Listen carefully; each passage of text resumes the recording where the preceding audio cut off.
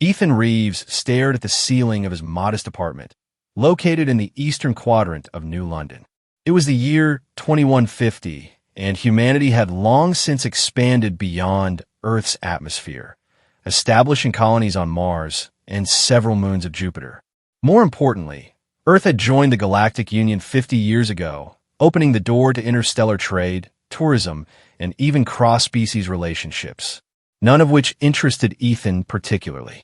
As a maintenance technician for Starbridge Travel Corp., he spent his days fixing the atmosphere regulators and gravity stabilizers on commercial spaceships. It wasn't glamorous work, but it paid well enough to afford his small apartment with the skylight that gave him a perfect view of the stars each night. "Rise and shine, Ethan," chirped his AI assistant as the room's lighting gradually brightened to simulate dawn. "You have 3 messages and 1 urgent notification." Ethan groaned and rolled over. "Read the urgent one first." "Urgent notification from HoloMatch Interplanetary Dating Service," the AI announced in its cheerful tone. It says, "Congratulations. You have been matched with Zariah of Planet Riven. Please confirm within 24 hours to proceed with the match protocols." Ethan sat bolt upright. "What? I haven't even opened that app in months." He had downloaded HoloMatch on a whim after a night out with colleagues, created a basic profile, and promptly forgotten about it. The app specialized in connecting beings from different planets, catering to the more adventurous singles of the galaxy. Riven. The name rang bells in Ethan's mind. A technologically advanced civilization known for its crystalline architecture and complex social customs.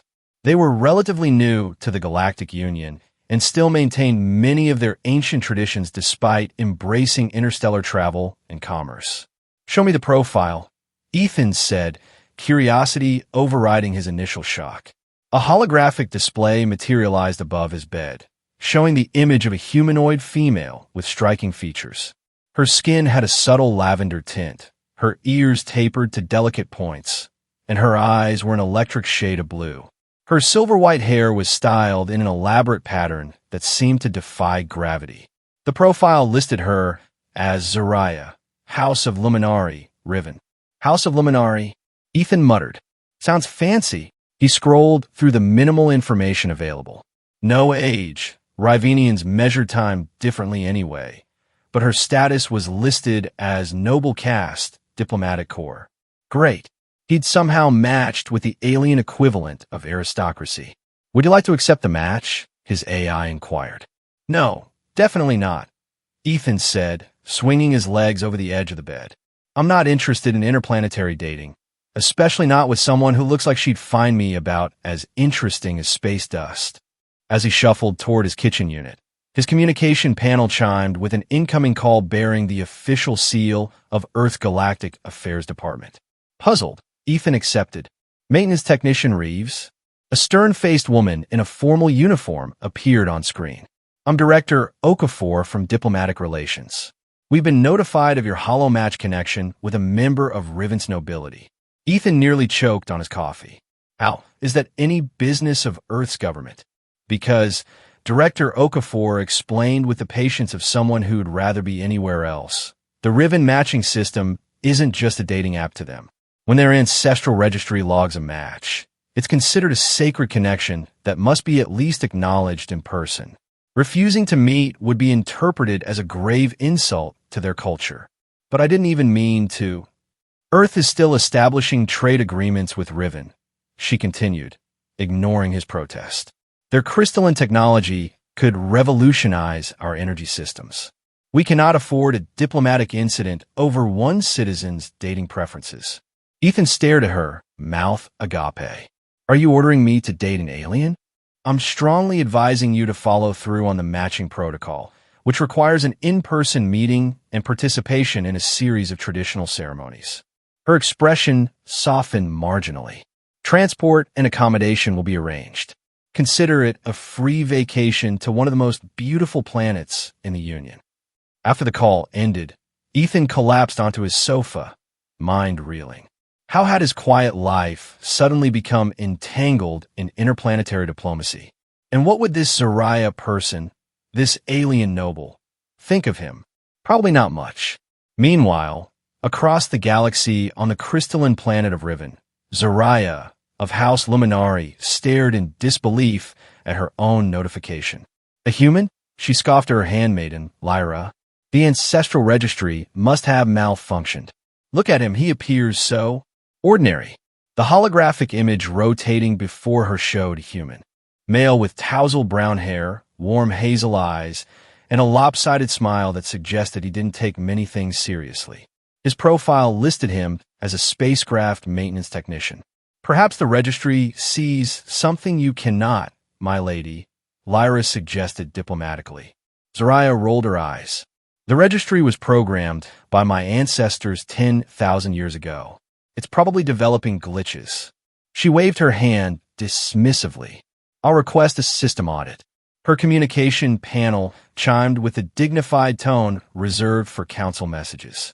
Grand Counselor Thaxon's imposing figure materialized before her. Lady Zariah, he intoned, his deep voice resonating with the formal cadence of high Rivenian society. The council has been notified of your match with the Earthling. This is most fortuitous timing. Fortuitous? Zariah echoed incredulously. It's clearly an error. The ancestral registry does not make errors, Thaxon stated firmly. Moreover, this match coincides perfectly with our ongoing negotiations with Earth. Your participation in the traditional matching ceremonies will demonstrate our commitment to cultural exchange. Zariah's jaw clenched. So, I'm to be a diplomatic prop? You are to honor our traditions while serving Riven's interests, Thaxon corrected. The human is already en route. The first ceremony will commence tomorrow at sunrise. When the communication ended, Zariah hurled a decorative crystal across her chamber, watching with satisfaction as it shattered against the wall. Prepare my ceremonial attire, she instructed Lyra coldly. It seems I have a human to entertain. The journey to Riven took 18 hours aboard a high-speed diplomatic shuttle. Ethan spent most of it alternating between anxiety, resentment, and reluctant curiosity. The diplomatic liaison assigned to brief him, a cheerful young woman named Maya, seemed to find his situation endlessly amusing. Just follow the protocols, don't refuse any food or drink they offer, and try not to stare at the ceremonial guard's third eyes, she advised as they began their descent. Third eyes, Ethan squeaked. Just kidding about that part, Maya grinned. But seriously, the Rivenians value composure and dignity. Try to stay calm no matter what happens. As they broke through the cloud layer, Ethan gasped despite himself. The capital city of Riven spread below them like a massive geode cracked open to the sky. Towers of crystal in varying hues of blue, purple, and silver caught the light of the rising sun, refracting it into thousands of rainbows that danced across the landscape. The architecture seemed to defy physics, with structures that curved and spiraled impossibly. Welcome to Crystal Lease, Maya said quietly, letting him absorb the spectacle. The shuttle landed on a platform extending from one of the taller spires. As the exit ramp descended, Ethan tugged nervously at his Earth formal wear, the best outfit he owned, hastily packed before departure. A small delegation awaited them, headed by a tall Rivenian male in elaborate robes who introduced himself as Counselor Thaxon. Ethan tried not to stare at the Rivenians' subtle alien features, the slight lavender tint to their skin, the tapered ears, the unusual iridescence in their eyes. The Lady Zariah awaits in the ceremonial hall, Thaxon announced after perfunctory greetings. The acknowledgement ritual must begin precisely at the apex of the morning sun. Ethan was led through corridors of polished crystal that hummed with subtle energy. Other Rivenians they passed turned to stare at him openly, some whispering behind their hands. Clearly, humans were still a novelty here. The ceremonial hall took his breath away, a vast dome of crystal that seemed to contain an entire ecosystem, with floating platforms surrounded by cascading water features and gardens of glowing flora. In the center stood a figure he recognized immediately from the holographic profile. Zariah of House Luminari was even more striking in person. Her silver-white hair was now adorned with tiny crystals that caught the light with each movement. Her formal attire consisted of flowing layers of iridescent fabric that shifted colors like oil on water. Her posture was perfect, her expression coolly composed. As Ethan approached, she fixed those electric blue eyes on him, one corner of her mouth lifting in what could only be described as a smirk. "So you've been matched with me, human," she said, her voice melodic despite the condescension in her tone. "Your romantic duties start now." Ethan felt his face flush with a mixture of embarrassment and irritation. "I have a name, you know. It's Ethan, and I'm as thrilled about this situation as you appear to be." Something flashed in her eyes, surprise, perhaps, that he would speak to her so directly. The Rivenians around them murmured in shock.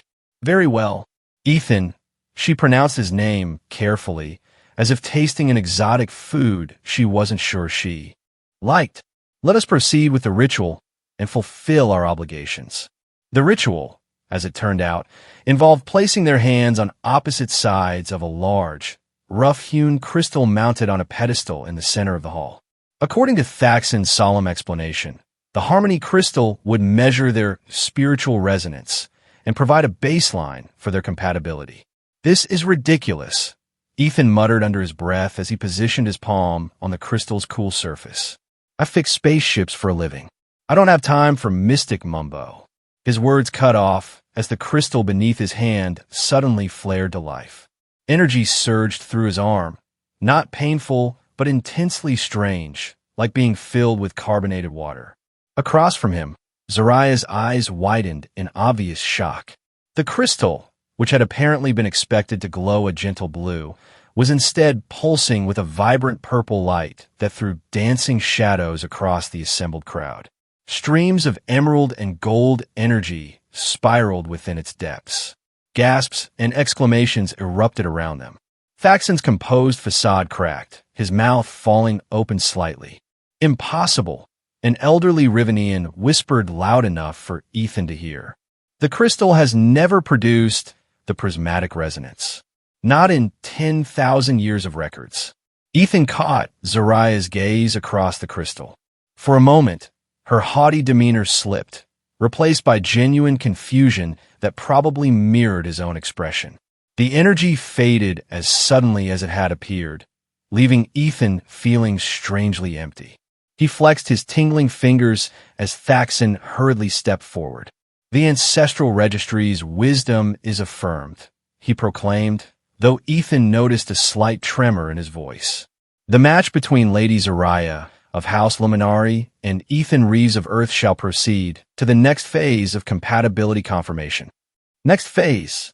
Ethan asked weakly. "The Council of Elders will oversee a series of traditional bonding rituals," Thaxton explained, his composure returning. "Given the unprecedented nature of your resonance, these rituals must be completed with particular attention to detail." "And if we refuse?" Zariah asked, her voice carrying a subtle edge. Thaxton turned to her, his expression grave. "The consequences of abandoning a prismatic resonance are unknown, but ancient texts suggest catastrophic implications for both participants and potentially for Riven itself." Great, Ethan thought. Now, they were being threatened with mysterious catastrophes. "How long will these rituals take?" he asked, already mentally calculating how many vacation days he'd need to request. "The traditional sequence requires 7 days," Thaxton replied. "You will be accommodated in the visitor's wing of the Luminari estate. 7 days trapped in elaborate ceremonies with a condescending alien princess." Ethan suppressed a groan. He'd always dreamed of space adventures, but this wasn't exactly what he'd had in mind. As they exited the ceremonial hall, Zariah fell in a step beside him, maintaining a careful distance. "Just so we're clear, human," she said in a low voice, "I have no interest in whatever bizarre error has caused this match. We will complete the required rituals, maintain appearances for diplomatic purposes, and then you can return to your insignificant life on Earth." Ethan matched her cold tone. "Believe me, Your Highness, or whatever you're called, I'm counting the minutes until I can go home and forget this ever happened." A flash of annoyance crossed her face. "I'm not a princess. I'm a diplomatic envoy with the rank of Luminari," descended from one of Riven's founding lineages. And you will address me as Lady Zariah. Well, Lady Zariah, Ethan replied with exaggerated formality. Let's just try to get through this week without causing an interplanetary incident, shall we? She gave him one last imperious look before sweeping ahead, her iridescent robes flowing behind her like liquid starlight. Ethan watched her go, irritation warring with an unwelcome flicker of fascination. One thing was certain, it was going to be a very long week. The quarters assigned to Ethan in the Luminari estate were opulent by his standards. A suite of crystal-walled rooms with furniture that seemed to grow organically from the floor, lighting that adjusted automatically to his movements, and a window wall overlooking the glittering spires of Crystal Lys. Even the air felt luxurious, carrying subtle fragrances that changed throughout the day. After a restless night's sleep on a bed that molded itself to his body like a sentient cloud, Ethan was awakened by a chime and a voice announcing, "The zero-gravity waltz commences in 1 hour. Attire has been provided." The attire turned out to be a close-fitting bodysuit made of a material that shifted colors with his body temperature, paired with a more formal outer robe. Feeling like a contestant in some bizarre reality show, Ethan allowed himself to be escorted to a spherical chamber near the top of the tower. Zariah was already there, dressed in a similar bodysuit that accentuated her slender form, though hers was overlaid with intricate crystalline patterns. She looked him over with thinly disguised skepticism. "Try not to embarrass yourself, or me," she said by way of greeting. Before Ethan could retort, Thaxon entered with several other council members. The zero-gravity waltz is an ancient tradition that tests physical harmony between potential mates, he explained. The gravity field will gradually reduce to zero, and you must maintain synchronicity through the 7 phases of a dance. Small problem, Ethan interjected. "I can't dance in normal gravity, let alone 0G. Lady Zariah is proficient and will guide you," Thaxon replied dismissively. "The music will instruct your movements." With that enigmatic statement, the council members retreated to observation platforms around the perimeter of the sphere. A haunting melody began to play. Unlike any music Ethan had heard before, it seemed to resonate directly with his nervous system rather than simply entering through his ears. "Take my hands," Zariah instructed curtly, extending her arms. Ethan hesitantly complied, noting that her skin was several degrees cooler than human norm and had a subtle texture like fine suede. As their fingers interlocked, he felt a jolt similar to the energy from the Harmony crystal, though less intense. "Follow my lead," she said, and began to move in a pattern of steps that seemed simple enough at first. Then the gravity began to decrease. Ethan's first instinct was to grip her hands tighter, which earned him a wince and a glare. "Relax," she hissed. "Use your core muscles to stabilize. Don't fight the weightlessness." Easier said than done. As they began to float, Ethan's movements became awkward and uncoordinated. He overcompensated with each step turn, sending them spinning too quickly at one point, then barely moving at another.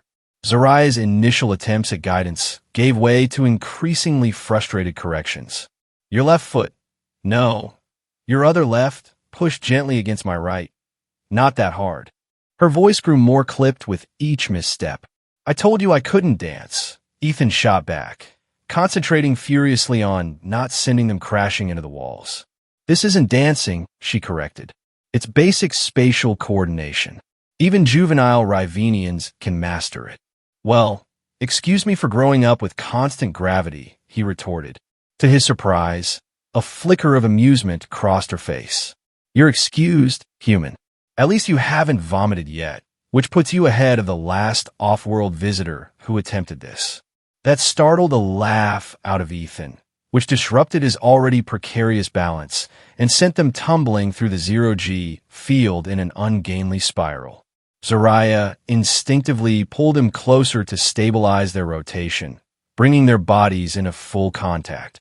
For a suspended moment, they were perfectly still in the center of the chamber, face to face, close enough that Ethan could see flecks of silver in her electric blue irises. Something indefinable passed between them. A recognition, perhaps, of their shared absurd situation. Then Zariah blinked and pushed away slightly, resuming the formal dance posture. "Again," she said, her voice professionally detached. "Listen to the music. Let it guide your movements." Ethan tried to focus on the ethereal melody, letting his body respond more intuitively. Gradually, their movements became more synchronized. They were far from perfect. The council members were making notes and exchanging glances that suggested they weren't witnessing a legendary performance. But by the end of the hour, they could at least complete the basic pattern without threatening the structural integrity of the chamber. When the gravity slowly returned to normal, Ethan was surprised to find himself slightly disappointed. Despite the frustration and embarrassment, there had been something exhilarating about floating through space with Zariah's cool hands guiding him. "Your performance was adequate," Faxon announced after conferring with the other council members. "The resonance remains stable, though underdeveloped. You will proceed to the culinary harmony ritual this afternoon." As they exited the chamber, Ethan rolled his shoulders, trying to work out the tension of maintaining unnatural positions in zero-G. "You improved marginally by the end," Zariah commented, which he suspected was the closest thing to a compliment he was likely to receive. "You're a patient teacher," he replied with mild sarcasm. She cast him a sidelong glance. "Patience is not generally considered one of my virtues." "I am shocked. Etan deadbund." The corner of her mouth twitched slightly before she controlled it.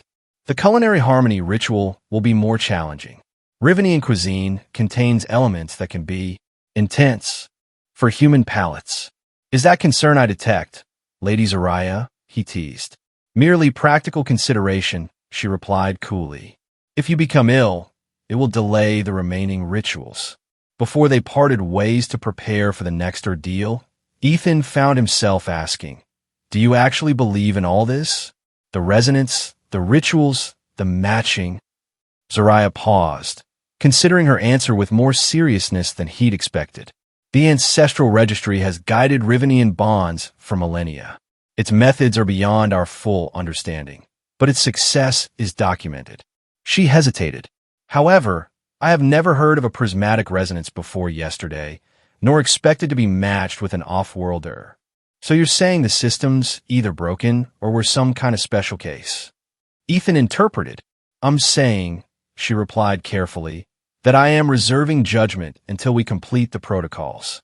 It wasn't exactly a warm invitation of friendship, but it was the most genuine exchange they had so far. Ethan watched her walk away, her posture perfect, as always, and found himself strangely eager for the afternoon's challenge. The culinary harmony ritual turned out to be less a formal ceremony and more a practical test of their ability to create a meal that satisfied both Rivenian and human tastes. They were led to a vast kitchen equipped with ingredients from both worlds and left to collaborate with minimal instruction. Ethan stared in bewilderment at what appeared to be vegetables but glowed with internal bioluminescence, meat that shifted color when touched, and spices that emitted visible vapor when exposed to air. "Please tell me you have something like pasta here," he said weakly. Zariah picked up a writhing blue tendril from a bowl. "This is cassira root. It has a similar consistency to your earth pasta when properly prepared." She eyed the earth ingredients with equal skepticism. "These plants are so static. Do they taste of anything at all?" "You'd be surprised," Ethan replied, reaching for familiar herbs and spices. "Let me show you what we can do with stata plants." What followed was a chaotic dance of culinary experimentation. Zariah insisted on preparing the cassira root according to traditional methods, while Ethan argued for incorporating earth herbs. They bickered over cooking temperatures, ingredient combinations, and proper seasoning levels. "That is far too much thunai powder," Zariah exclaimed as Ethan liberally sprinkled a glittering violet substance over their protein course. "It will overwhelm all other flavors." "Trust me," Ethan countered, "it balances the acidity of the earth tomatoes." Their disagreements reached a climax when Ethan's attempt to light the cooking surface resulted in a flash of blue flame that singed his eyebrows and sent Zariah into a fit of what could only be described as suppressed laughter, a series of musical tones that she tried to disguise as coughing. Are you actually enjoying my near-death experience? Ethan demanded, rubbing his forehead. Of course not, she replied, composing herself. That would be impolite. I merely observed that your technician skills do not extend to Rivenian kitchen equipment. By the time they finished, they had created a bizarre fusion dish, Cassira root pasta in a sauce combining earth tomatoes and herbs with Rivenian bioluminescent fungi and spices, topped with a protein that neither could confidently identify, but had taken on a pleasant aroma. They eyed their creation warily. Ladies first, Ethan offered. Zariah raised an elegant eyebrow. Simultaneously would be more in keeping with the ritual's purpose. They each took a tentative bite. Ethan braced for something unpleasant, but was startled by an explosion of flavors, sweet, savory, with a tingling sensation that danced across his tongue. Zariah's eyes widened slightly, suggesting her surprise matched his own. It's not terrible, she conceded. High praise. Ethan chuckled, taking another bite. I think we accidentally created something good. As they continued eating, the initial tension eased. Zariah explained the properties of various Rivenian ingredients, while Ethan described Earth cuisine. When they'd finished, they looked at their empty plates with something approaching mutual satisfaction. We achieved basic culinary compatibility, Zariah noted, sounding faintly surprised. Is that what we're calling it? Ethan grinned. I thought we just proved that neither of us can follow a recipe. A genuine smile briefly illuminated her features before she controlled it. Perhaps there's a certain creativity in chaos. When Thaxon and the observers returned to evaluate their effort, they found the unlikely pair engaged in a spirited debate about the ideal texture of starchy foods, surrounded by the remnants of their unorthodox creation. The auras blend harmoniously, one observer noted, using some scanning device Ethan couldn't identify. Most unexpected. Indeed, Thaxon agreed, studying them thoughtfully. You will rest tonight. Tomorrow brings the soul glimpse ritual, the most profound of the compatibility tests. After the council members departed, Ethan helped Zariah clean up the kitchen area, their movements becoming naturally more coordinated than they'd been during the zero-gravity waltz. Soul glimpse ritual, he asked. Sounds intense. Zariah's expression grew serious. It is a technological meditation that allows brief access to each other's memories and emotions. Most Rivenians find it challenging, even with compatible matches. So we'll basically be in each other's heads? Ethan asked, unsettled by the prospect. Not exactly. More like observers of significant emotional imprints. She hesitated. You should prepare yourself. There are things I would rather not share, but the process cannot be fully controlled. Her vulnerability in that moment struck Ethan more powerfully than anything else had since his arrival. I'm not exactly an open book myself, he admitted quietly. There are parts of my life I don't revisit if I can help it. Something shifted in her gaze, a recognition, perhaps, that beneath their obvious differences lay the universal experience of carrying private wounds. Then we shall respect each other's privacy as much as the ritual allows, she said with unexpected gentleness. Good night, Ethan of Earth. Good night, Lady Zariah, he replied, watching her leave with the growing sensation that his perception of her was changing minute by minute. The soul glimpse ritual took place in a small, darkened chamber with walls of black crystal that absorbed rather than reflected light. In the center stood two reclined chairs facing each other, connected by a web of glowing filaments to a crystalline apparatus suspended from the ceiling. The empathic bridge facilitates the exchange of emotional memory imprints, explained the elderly Rivenian woman who would oversee the ritual. The process is brief but intense. Focus on your breathing and allow the impressions to flow without resistance. Ethan settled nervously into one of the chairs, watching as Zariah took her place opposite him. She looked uncharacteristically tense, her usual composure fractured by visible apprehension. Ready? The attendant asked. Neither of them was, but they nodded anyway. A delicate crystalline headpiece was lowered onto each of their brows. The moment it made contact with Ethan's skin, the chamber disappeared. He was standing in a vast ceremonial hall, different from the one he'd seen upon arrival, older and more austere. A small Rivenian child with silver-white hair stood rigidly as an imposing adult. Her father lectured her about duty and lineage. The overwhelming feeling flowing through the memory was pressure, crushing, relentless pressure to excel, to be perfect, to uphold 10,000 years of Luminari legacy. The scene shifted. The child, Zariah, was older now, standing before a panel of elders as they evaluated her abilities.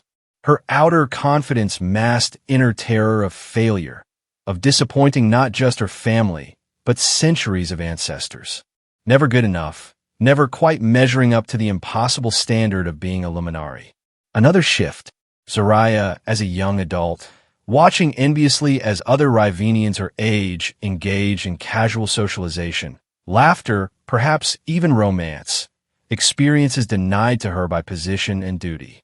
The loneliness was so acute it made Ethan's chest ache. More fragments flickered past. Diplomatic missions where she represented Riven with flawless composure while feeling like an imposter. Rare moments of joy found in solitary pursuits. Dance, music, the study of distant cultures. The constant, wearing expectation that she sacrifice personal happiness for dynastic and planetary obligations. Then, jarringly, he was thrust into his own memories. He saw himself as a child, clutching his mother's hand in a hospital corridor as doctors explained that his father's ship had been lost in an asteroid field. The hollow ache of absence that would never be filled. His teenage years, building model spaceships, dreaming of exploration while his mother worked double shifts to support them. His promise to her that he'd find a stable job, stay safe, make a decent living, abandoning his deepest desires to provide security for what remained of his family. The crushing disappointment when his application to the Space Exploration Corps was rejected. The slow descent into a routine existence, fixing ships that went where he would never go, watching others live the adventures he'd resigned himself to experiencing only through their stories. And throughout it all, a persistent loneliness not unlike Zariah's, different in its origins but similar in its weight. The sense of moving through life slightly out of step with those around him, never quite connecting deeply enough to dispel the solitude. When a headpiece lifted and Ethan blinked back to awareness in the ritual chamber, his cheeks were wet with tears he hadn't realized he'd shed. Across from him, Zariah was hastily wiping moisture from her own face, her usual composure shattered. Their eyes met, and there was no need for words. They'd glimpsed the essential truths behind each other's carefully maintained facades.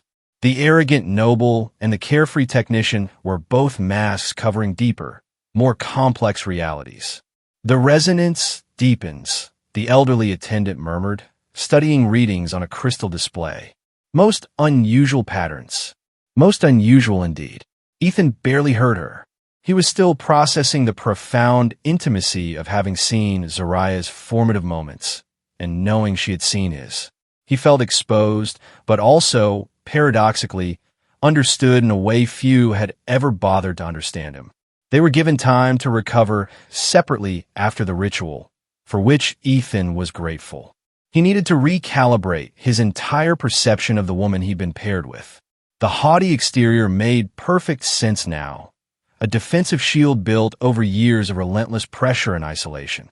That evening, a formal reception was held to recognize their progress through the rituals. Ethan found himself standing awkwardly in yet another elaborate outfit, trying to remember the complex etiquette rules Maya had hastily taught him. Rivenian nobles circulated through the crystalline hall, many openly staring at the human who had somehow produced a prismatic resonance with one of their own. "You appear uncomfortable," Zariah observed, appearing at his side with 2 glasses of a shimmering blue beverage. "This might help. It's mild by Rivenian standards." "Thanks." Ethan accepted the drink gratefully. "I feel like I'm on display at a zoo." "You are," she replied with surprising frankness. "The first human to undergo the full ritual sequence in Crystal Lease. You're an object of immense curiosity." He took a sip of the beverage, which tasted like a cross between fine whiskey and electricity. "After yesterday's ritual, I feel like I owe you an apology." Zariah tilted her head slightly. For what? For assuming you were just some entitled, arrogant noble who looked down on me because of my job or my species. I did look down on you, she admitted, though not for the reasons you might think. She paused, considering her words carefully. Rivenians value emotional control and protocol. Humans embrace spontaneity and wear their feelings openly. I was taught that such expressiveness is a weakness. And now, Ethan prompted. She met his eyes directly. Now, I recognize that we each developed different strategies for navigating difficult circumstances. Neither is inherently superior. It was perhaps the most honest exchange they'd had, and Ethan found himself wanting to extend this fragile connection. Before he could respond, however, they were interrupted by the arrival of a tall, imposing Rivenian male in elaborate military-style attire. Lady Zariah, he greeted her with exaggerated formality, completely ignoring Ethan. The Chamber of Elders is abuzz with talk of your unusual match. Commander Vex, she replied coolly. May I present Ethan Reeves of Earth, my ritual partner. Ethan, this is Commander Vex of House Obsidian, head of Riven's security forces. Vex finally acknowledged Ethan with a dismissive glance. Yes, the human technician. How fascinating that the registry would select such a basic specimen for someone of your lineage. Ethan felt his face flush with anger, but before he could respond, Zariah spoke. The ancestral registry's wisdom exceeds our limited understanding, she said smoothly, as does its sense of humor, apparently, in pairing me with someone possessing actual personality rather than merely rank. Vex's expression hardened. I see your time with the human has already influenced your decorum. Perhaps the Council should reconsider the validity of this match. After all, unprecedented resonance patterns could indicate system malfunction rather than compatibility. The rituals proceed as ordained, Zariah stated firmly. Unless you wish to challenge the authority of the ancestral registry itself. The tension between them was palpable. Ethan suddenly understood that Vex represented more than just a rude official. He was likely one of Zariah's previously expected matches, someone who felt entitled to her by virtue of rank and lineage. The registry has spoken, Vex said tightly, but I wonder if the human truly understands what he's become entangled in. The responsibilities of a luminary bond extend far beyond these quaint rituals. His gaze shifted to Ethan, cold and calculating. Tell me, technician, are you prepared to abandon your insignificant life on Earth to fulfill the duties required of a luminary consort? Before Ethan could formulate a response, Zariah stepped slightly in front of him. The progression of our bond is not your concern. Commander, now if you'll excuse us, we have other guests to attend to.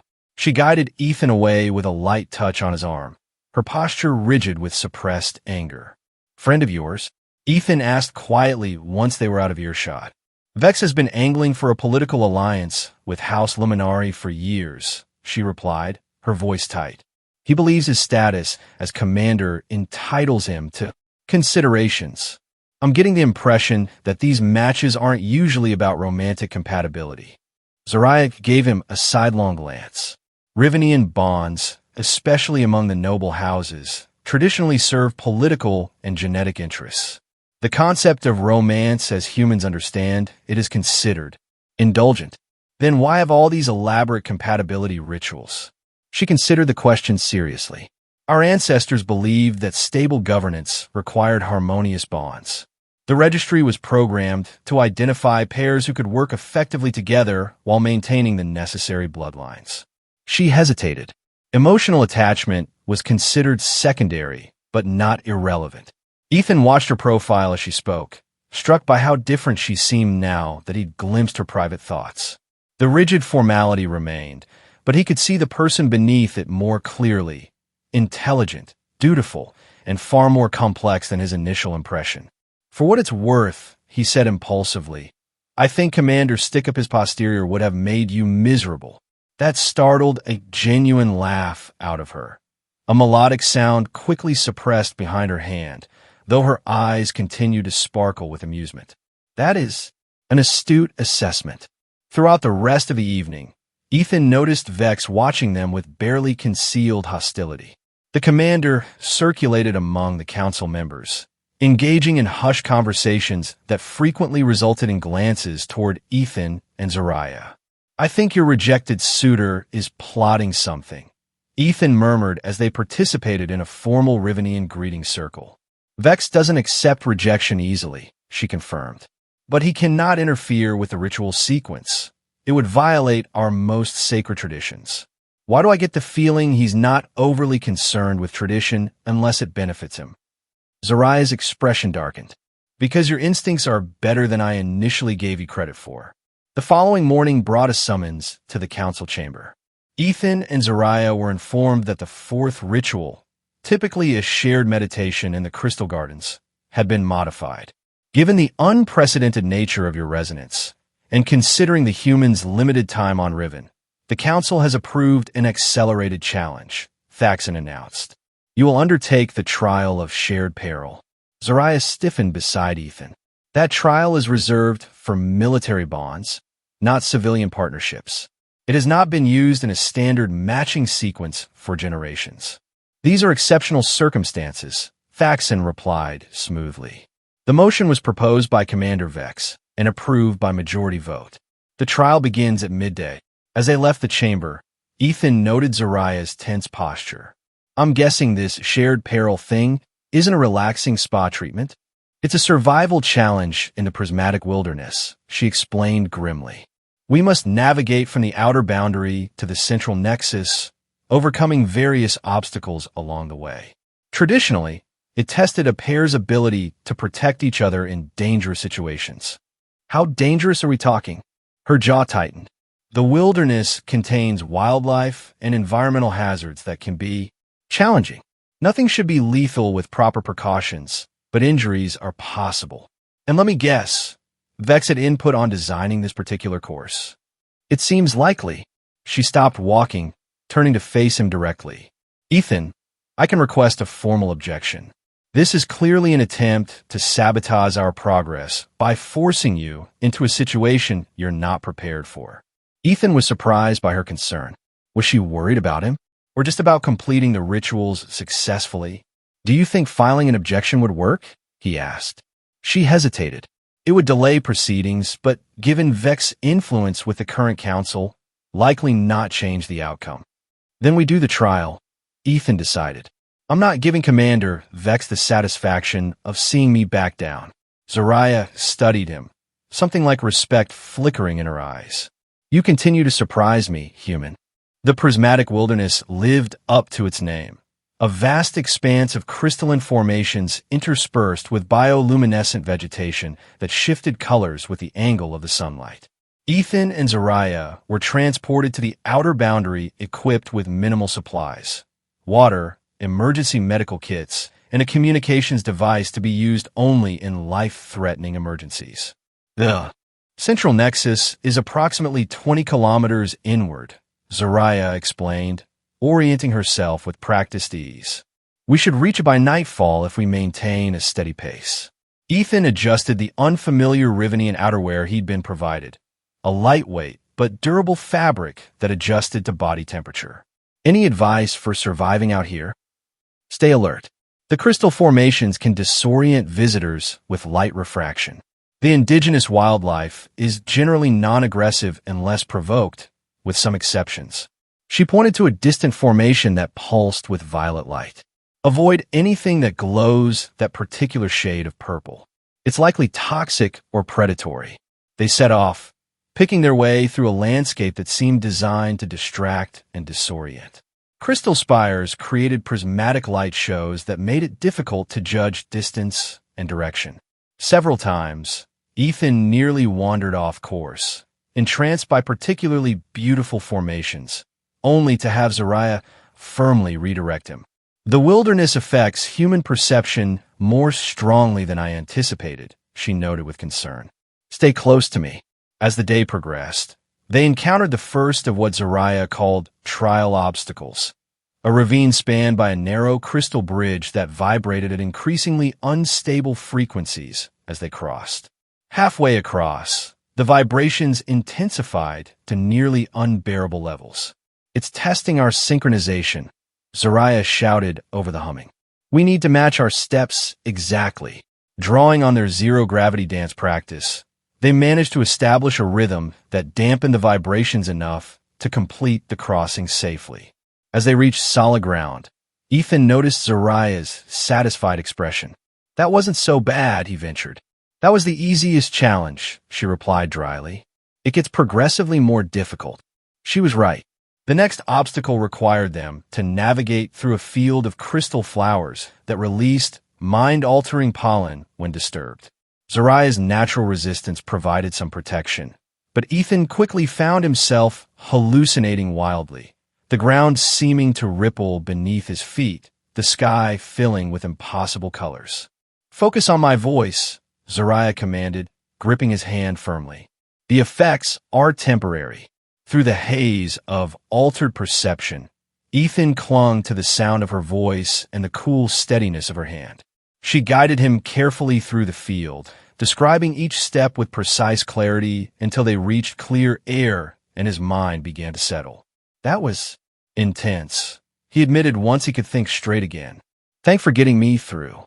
"You did well to trust me," she replied, and though her words were formal, her tone carried genuine approval. By late afternoon, they had overcome 3 more challenges, a maze of mirror-like crystals that created duplicate images of themselves, a narrow path through geothermal vents that required careful timing, and a crossing through the territory of small but territorial crystal lizards that took a dislike to Ethan's unfamiliar scent.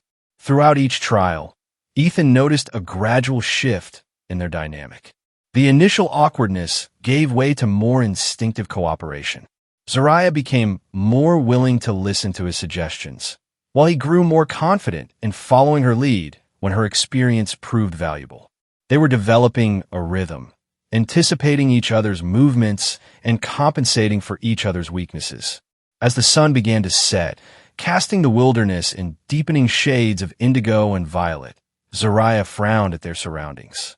"We should have reached the central nexus by now," she said, checking their position against the stars. "Something is wrong with our route." Ethan scanned the horizon and pointed to a particularly tall spire that pulsed with steady blue light. "Is that it there?" "Yes, but we've been traveling directly toward it for hours. We should have reached it already." Her expression darkened. "Unless the course has been altered." "Vex," Ethan guessed. "It would be unprecedented to interfere with a trial in progress," she said, though she didn't sound convinced of her own words. A low rumbling interrupted them, seeming to come from everywhere at once. The crystal formations around them began to vibrate, emitting an eerie harmonic tone that set Ethan's teeth on edge. "What's happening?" he asked, fighting the urge to cover his ears. Zariah's eyes widened in alarm. "Crystal storm. We need shelter immediately." Even as she spoke, the first shards began to fall, razor-sharp fragments of crystal raining down from the darkening sky. Zariah grabbed Ethan's arm and pulled him toward a formation of larger crystals that formed a natural canopy. They barely made it under cover before the storm intensified. Crystal shards of varying sizes pelted the ground around them, some large enough to cause serious injury. From their shelter, they watched as the landscape was transformed into a glittering, dangerous wilderness. "This isn't a standard feature of the trial, is it?" Ethan asked, already knowing the answer. "Crystal storms occur naturally, but rarely in this region and never with this timing during a trial." Zariah's voice was tight with suppressed anger. "This has Vex's signature all over it. So what's the plan? Wait out." She shook her head. "These storms can last for hours. We need to reach the nexus before nightfall, or we fail the trial." She paused, studying him with unexpected intensity. "I will not fail because of Vex's interference." The determination in her voice stirred something in Ethan, a matching resolve. After all they'd been through, he wasn't about to let some jealous commander sabotage their progress either. "Then we find a way through," he said firmly. "What do we know about crystal storms?" Zariah blinked, seemingly surprised by his reaction. "They follow electromagnetic patterns. The crystals are drawn to energy sources and to each other. Ethan considered this, mind racing through potential solutions. His years of maintenance work had given him a solid understanding of electromagnetic fields. If we could create a diversion, another energy source more attractive than us, we could open a pathway. A gleam of appreciation lit Zariah's eyes. The emergency beacon in our comm device. Exactly, Ethan agreed. We modify it to emit at the right frequency, place it far from our intended path, and create a safe corridor to the Nexus, she finished. It could work. They set to work immediately. Ethan disassembling the comm device, while Zariah used her knowledge of Rivenian crystallography to determine the optimal frequency. Their collaboration was seamless now, each anticipating the other's needs without discussion. When the modified beacon was ready, Zariah looked at Ethan with something approaching respect. "This is impressively resourceful." "Just doing my job," he replied with a modest shrug. Improvising fixes is what maintenance techs do best. They set their trap, throwing the modified beacon as far as possible in the opposite direction from the Nexus. Almost immediately, the falling crystals began to redirect toward it, creating a visible corridor of calmer air. "Now," Zariah grabbed Ethan's hand, and they ran, ducking occasional stray shards, but largely protected by their electromagnetic diversion. They reached the central Nexus just as true darkness fell.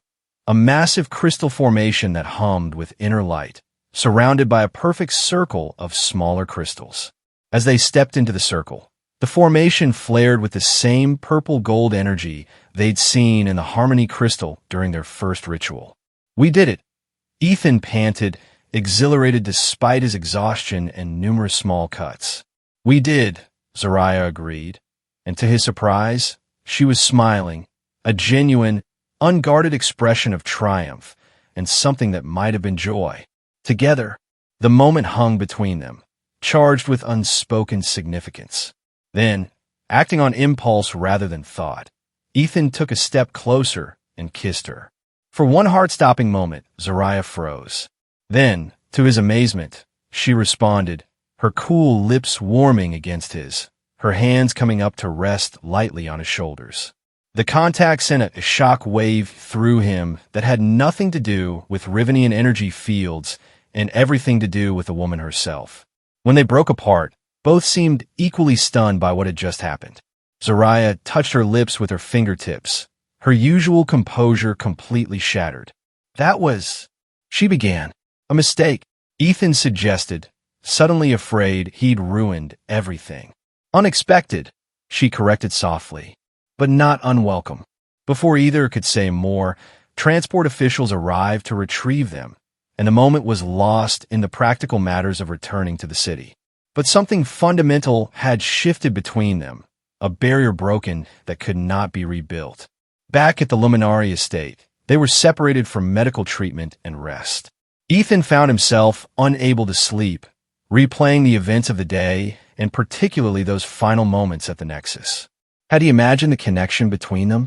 Was it just adrenaline and relief at surviving the trial? Morning brought a formal council session to review their trial performance. Vex was notably absent, which Thaxton explained as urgent security matters requiring the commander's attention. Ethan suspected that Vex tampering with the trial had been discovered, and he was facing consequences, though likely not severe ones given his position. "The trial of shared peril has been successfully completed," Thaxton announced. "Despite unexpected complications, you demonstrated exceptional cooperation and resourcefulness. The Council acknowledges your achievement and confirms your continued resonance." Throughout the proceedings, Ethan was acutely aware of Zariah. Beside him, her formal posture restored but new awareness humming between them like a live wire. She carefully avoided meeting his eyes directly, which he found more encouraging than discouraging. If the kiss had meant nothing, she wouldn't be affected at all. They were informed that the final ritual, the eternal binding ceremony, would take place the following day. After that, their obligation to the matching process would be complete, and Ethan would be free to return to Earth if he chose. If he chose. Those words echoed in his mind as they left the council chamber. What did he want now? A week ago, he'd been counting the minutes until he could leave Riven behind. Now, the thought of returning to his solitary apartment and routine job felt strangely hollow. "We should discuss what happened yesterday," Zariah said abruptly as they walked through a private crystal garden. Ethan steeled himself. "The kiss. I'm sorry if I overstepped." "Not the kiss," she interrupted, then hesitated. "Well, yes, that too. But I meant our cooperation during the trial. We worked well together." "We did," he agreed, uncertain where she was going with this. She stopped walking, turning to face him with uncharacteristic hesitation.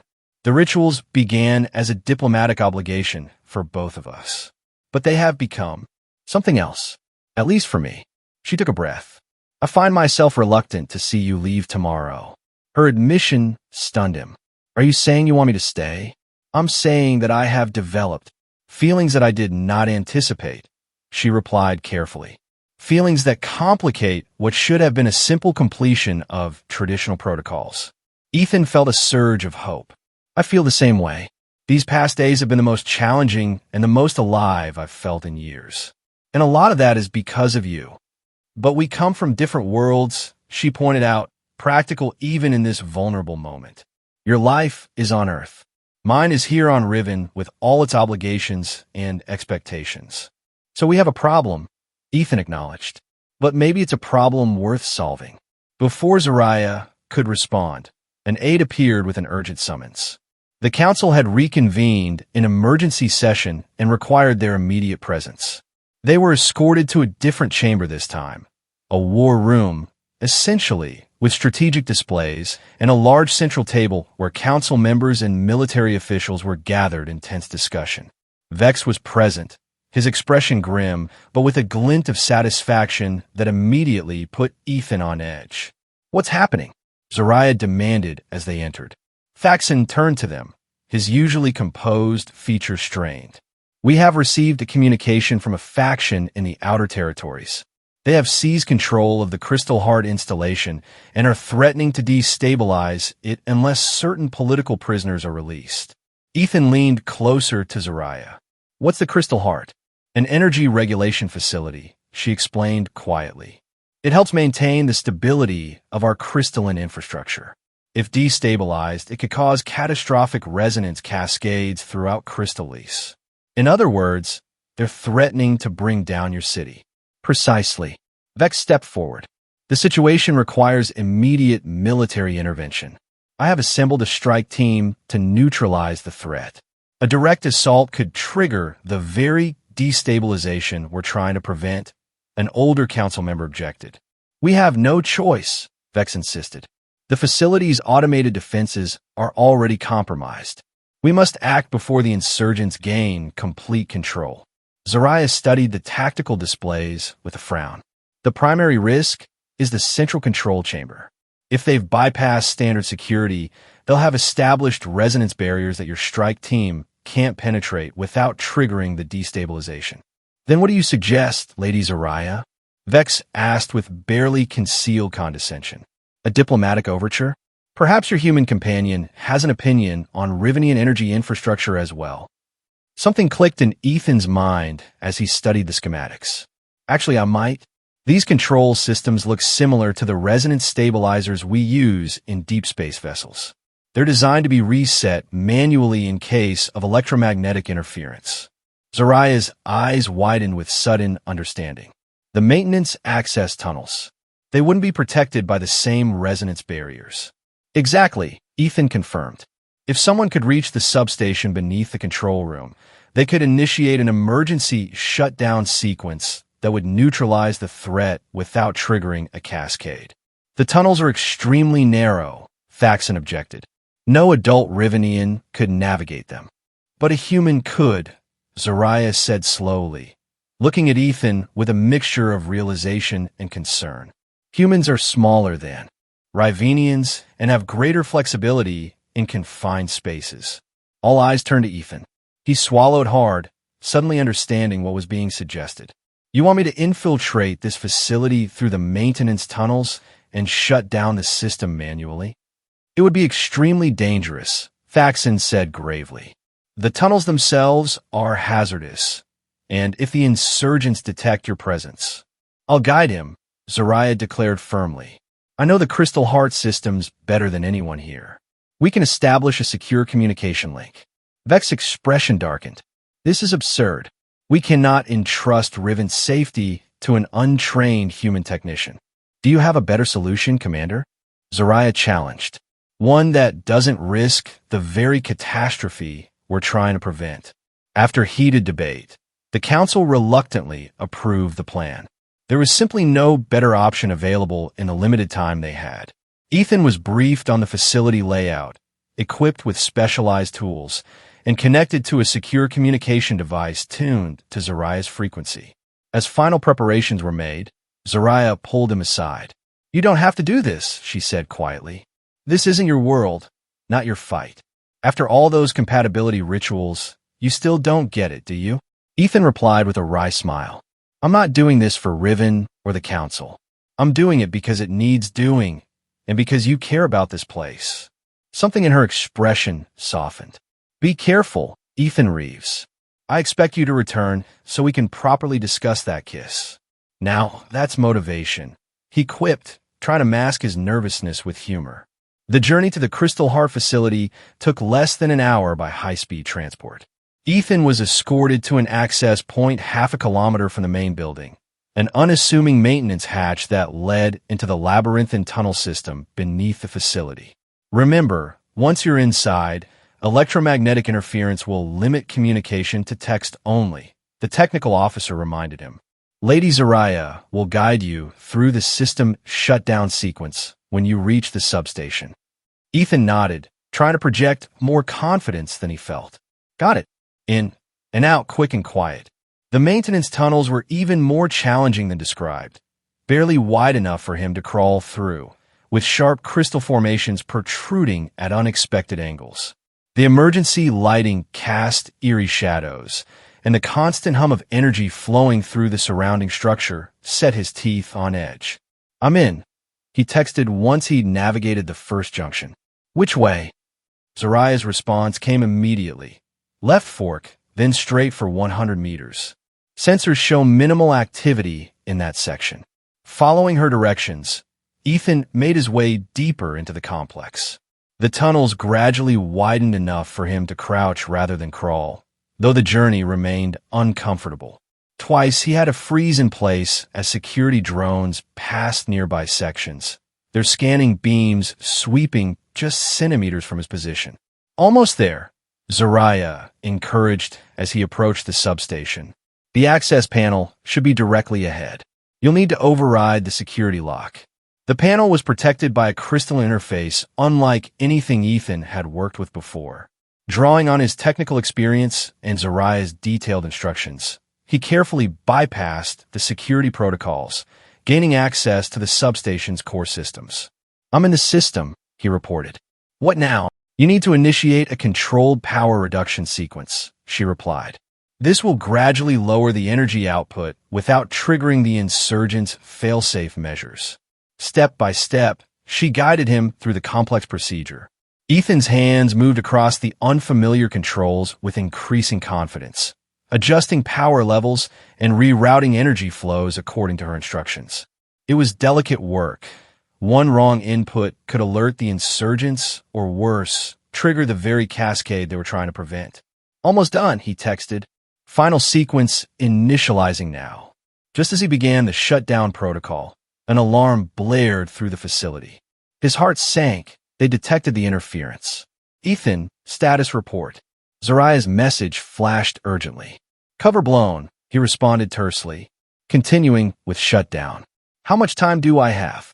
Security forces are converging on your location. 2 minutes at most. Can you complete the sequence? He worked faster, fingers flying over the controls. Almost there. Just need to stabilize the resonance field before. An explosion rocked the facility, cutting off his transmission.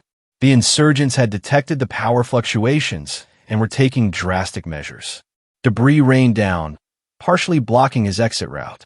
Ethan, Zariah's message blinked frantically on his display. Are you all right? Still here, he confirmed. But exit compromised. Finishing sequence now. With the final command entered, Ethan felt rather than heard the change in the facility's energy patterns. The omnipresent hum dropped in pitch and intensity, indicating the successful initiation of the shutdown protocol. "It's done," he reported. "System entering safe mode. Now I just need to get out of here." The return journey was a nightmare of collapsed tunnels, security drones, and the increasing instability of the facility itself. Ethan was forced to improvise alternate routes, squeezing through gaps that seemed impossibly narrow and climbing through sections where the floor had given way entirely. By the time he reached the exit point, Riven's security forces had secured the perimeter. He emerged into chaos. Emergency vehicles, flashing lights, and the controlled panic of a crisis narrowly averted. And there, pushing past security personnel with uncharacteristic disregard for protocol, was Zariah. Her normally perfect appearance was disheveled, her face drawn with worry. When she spotted him, something remarkable happened. Her formal mask dropped completely, replaced by naked relief. Before Ethan could even register her movement, she had crossed the distance between them and pulled him into a fierce embrace. "You did it," she whispered against his ear. "You saved Crystalise." Ethan, dirty, exhausted, and sporting several minor injuries, returned her embrace with equal fervor. "All in a day's work for a spacecraft maintenance technician," he joked weakly. She pulled back, studying his face with intense focus, then did something that shocked the assembled Rivenian officials. She kissed him publicly, without reservation or concern for propriety. When they separated, both slightly breathless, Ethan grinned. "I'm guessing we've passed all your compatibility rituals now." With unprecedented results, she agreed, a smile transforming her features. The eternal binding ceremony seems almost redundant at this point. News of Ethan's heroism spread quickly through Crystalise. By the time they returned to the city proper, his status had transformed from curiosity to celebrity. The human who had saved their most crucial energy installation from disaster, and who had produced a prismatic resonance with one of their most prominent nobles, was no longer an outsider to be tolerated, but an honored guest to be celebrated. The eternal binding ceremony, held the following day, attracted a crowd that filled the ceremonial hall to capacity. Ethan, now dressed in specially crafted attire that combined Earth and Rivenian design elements, stood before the Harmony crystal with Zariah at his side. Unlike their first encounter with the crystal, this time they approached it with certainty rather than skepticism. When they placed their hands on its surface, the now familiar purple-gold energy flared to life immediately, spreading outward in waves that illuminated the entire hall with its radiance. "The prismatic resonance is confirmed and eternal," Faxon proclaimed, his voice carrying to the farthest corners of the hall. "What began as an unlikely match has proven to be one of the most powerful bonds in Riven's recorded history." As the ceremony concluded and they moved through the formal reception that followed, Ethan found himself contemplating the strange twist of fate that had brought him here. 1 week ago, he'd been a solitary maintenance technician with modest dreams and limited horizons. Now he stood on an alien world, bonded to a remarkable woman who challenged and fascinated him in equal measure, having just helped save an entire city. "What are you thinking?" Zariah asked quietly as they shared a moment of relative privacy on one of the hall's floating balconies. "That my life has become significantly more interesting than I ever anticipated," he replied honestly. She smiled, a genuine expression that transformed her features. "And do you regret it?" "Not for a second," he assured her. "But there are practical matters to consider. My job on Earth, your responsibilities here." "I've been thinking about that," she said, surprising him with her directness. "As diplomatic envoy, I'm entitled to establish a permanent mission on Earth. The Council has already approved my request. They're quite eager to strengthen relations after your heroic intervention." Ethan stared at her in amazement. "You want to come to Earth?" "Not permanently," she clarified, "but as a base for us both. You could maintain your position with Starbridge, and I would represent Riven's interests. We would also return here regularly for ceremonial obligations, and..." She hesitated, uncharacteristically uncertain, to explore what this bond between us truly means. The implication was clear. She wasn't proposing a diplomatic arrangement, but a genuine partnership. A relationship that would bridge their two worlds in a way neither had imagined possible a week ago. That sounds like a plan worth pursuing. Ethan said softly, taking her hand in his. Though I warn you, my apartment is significantly less impressive than your Crystal Palace. I'm not bonded to your apartment, she replied with unexpected humor. Though I expect you'll need to upgrade your sleeping platform. Rivenians require more space than humans. Are you already inviting yourself to move in? He teased. Her eyes sparkled with mischief and something deeper. Perhaps I'm merely acknowledging the inevitable conclusion of our compatibility tests. As their laughter mingled in the crystal-scented air of Riven, Ethan reflected that sometimes the universe's most improbable matches were exactly the ones that needed to happen. An unlikely connection that bridged worlds, cultures, and hearts, proving that even across the vast distances of space, connection was still the most powerful force in existence. The following week, as they prepared for their journey to Earth, news arrived that Vex had been reassigned to a distant outpost following an investigation into his interference with their trial. The commander's parting message was terse, but contained a grudging acknowledgement that perhaps the registry had known what it was doing after all.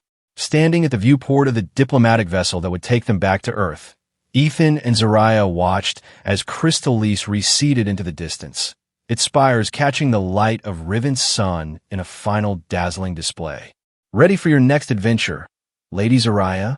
Ethan asked, slipping his arm around her waist. She leaned into him slightly, her formal reserve now tempered with genuine warmth. With you, Ethan Reeves? Always. Behind them, the ship's navigation system plotted a course for Earth, where a maintenance technician and a noble diplomat would begin the next chapter of their improbable story. A love that had quite literally crossed the stars and defied all expectations, including their own.